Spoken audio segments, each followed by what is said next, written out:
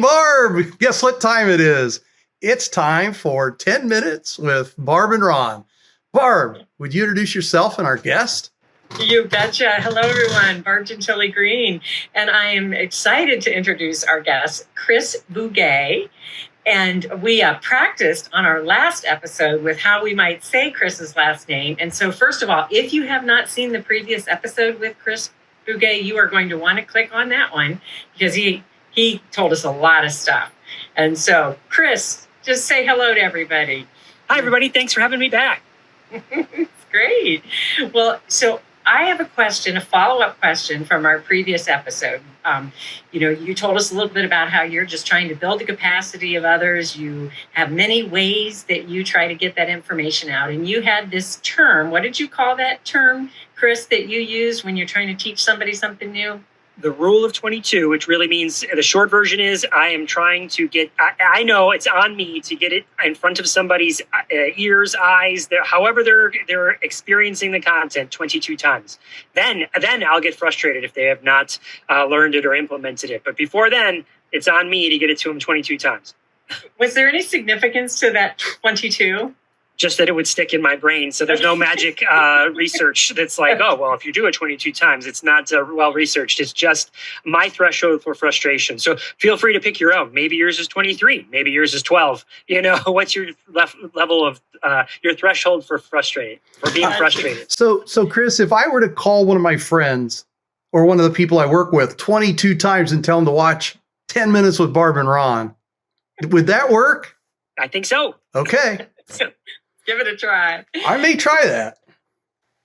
So, Chris, I'm wondering if you could give us some real practical examples of how you use your rule of 22 in a school district where you're working with many educators and you're trying to build their understanding about all the ways we can have inclusive practices. What are some ways? I think the number one thing, the number one thing is... Is this the number one thing? The number one thing. Okay. And I don't have time to do all 22 things, but number one thing is to build allies. And so you often hear this term build capacity. Looking to people that you that are already sort of have similar mindset and collaborating with them can really shift the needle for so many other educators. So in my neck of the woods, where we've seen a lot of support is with our ed tech folks. A lot of people might listen to this or watch this and say, yeah, I kind of like UDL or I get UDL. It's really about how do we get other people that don't already know it. And I often say that when I'm doing presentations, it's like, how many people are already kind of feeling this? They're like, yeah, we know. We're with you, Chris. We saw UDL in the title of the session, so that's why we're here. It's how do you get that second grade teacher that's never heard of it or that earth science teacher that's like never heard of it. And so by going out to our ed tech community, they often have coaches. They might be reaching out to educators that are working in an instructional technology capacity. And so we can get them to embrace the UDL principles. And I'll also say this, in some cases, it's like close enough, meaning, okay, you didn't really call it UDL, but you're talking about voice and choice, and you're talking about providing kids different options, and you're providing different flexible scheduling and strategies and technologies. I don't have to muddy the waters by calling it UDL. You're close. We're close enough. Do you know what I mean? How could we title this session that you're coming to, or how can we title this meeting that I'm scheduling in a way that makes it feel like I'm answering a question for you, and then pervasing those sorts of strategies with our ed tech folks, who then will have that same conversation or an adjacent conversation without me actually having to be there. Mm. A great example. And we've got one right in our midst that's on our High UDL collaborative, Barb, and that's Heidi Orvosh. Yeah. That's what Heidi does. She now works in that area and does those things. However, she knows the UDL side and the curriculum side and the Ohio improvement side and all of that. So, we're going to have to lean on Heidi even more and more in the future. Yeah. Can I give you one other quick strategy here real quick? Oh, yeah. We've only got 10 minutes, right? Yeah, we got 6 more minutes. high leverage strategy that I would highly suggest is to consider flexible learning spaces. So when you're talking about trying to convert general ed teachers or have them embrace more flexible practices, well, something that's very tangible and something that's very doable and something that's happening in many places organically is this move to flexible learning spaces. So yeah, why do we have to sit in rows? We don't have to sit in rows, right? We can move into clusters or groups. Okay, but why do we have desks? What if we had some beanbag chairs? What if we had different lighting? What if I invited my kids to stand? Okay. And as soon as teachers sort of see that work, the very next question my experience tells me they ask is, well, what else can I make more flexible? What else about the design of my instruction can be more flexible? So when you're looking for a starting place, start with the actual environment and make it more flexible. And oftentimes, by the way, there's a place that is already designed that way. You can go look at these places. They're already in your schools, middle school, high school. You're like, okay, how do we get away from these desks and rows? Go to the special ed programs that probably still exist in many places because they're probably designed with more flexibility in mind. They already have different lighting. They already have different seating. They have different ways that you can group to go from individual to small group to whole group and just say, oh, let's copy that design throughout our entire school. How do we can make that happen for every environment? And then that is a snowball effect. Like that's you standing on top of Mount Everest and pushing the snowball, and you're going to see it escalate from there. That's a good analogy. I like the snowball. I'm usually the one at the bottom that get hit. Let me give you one last one. Oh, good. Low-hanging fruit, real easy to do because it's already happening, but people aren't looking at it from this lens.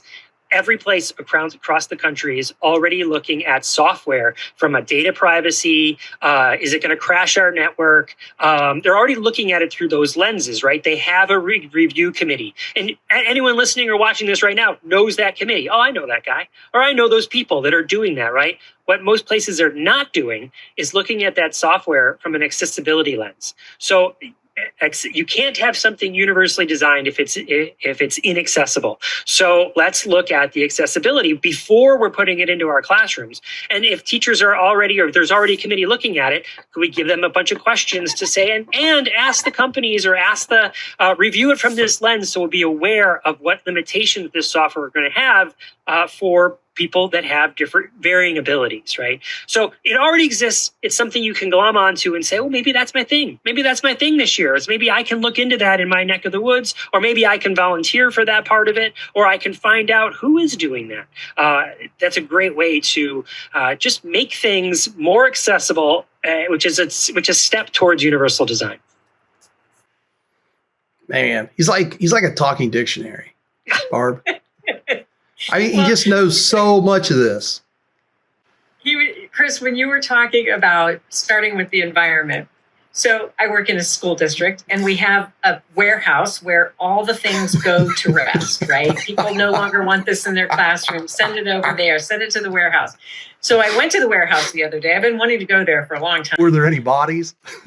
No, there is. It's a beautiful warehouse, very well organized. But I saw all these wiggle stools, whatever you call them. I love those. And I'm like, those should not be sitting in our warehouse when we have people sitting in desks still with the chairs connected to them. Like it reminds me of the Myth of Average video where he shows the classroom with all those desks in a row. So I scooped those things up, brought them here. They were gone. The very next day, teachers come in like, where did those come from? I need those in my classroom. Have at it, Sometimes it's just like getting things out and visible to people too. That was a win, Barb. I mean, that was a win-win. And you did that back when you were at SST7, didn't you? You kind of had some of those sitting around the office. Mm-hmm. Yeah. Barb, you know who were the first people to put those in classrooms, by the way?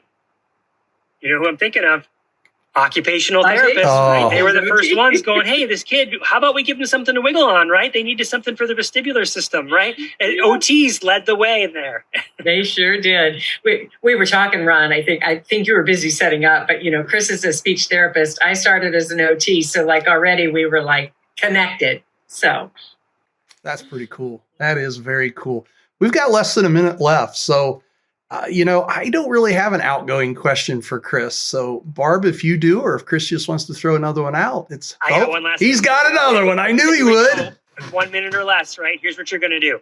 If you look at the history of assistive technology over the last 20 years, oftentimes the strategies or technology we use blossom to be something that is for everybody. Think about high contrast. Now everyone uses dark mode. Think about voice dictation. Ron, I'm sure you wrestled with the Dragon. People don't know what I'm talking about. Go look up Dragon Dictate. But now everyone uses that on their cell phone.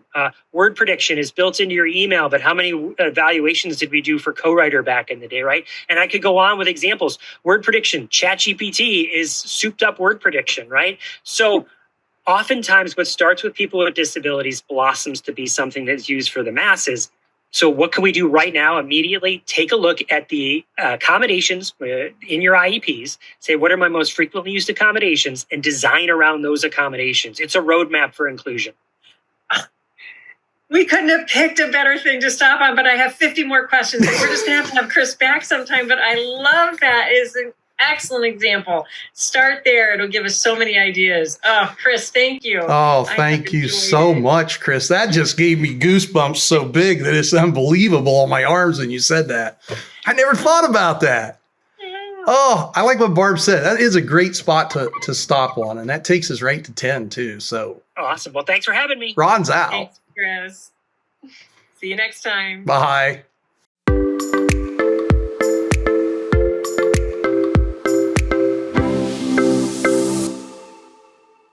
YouTube, please subscribe, like, comment, and share.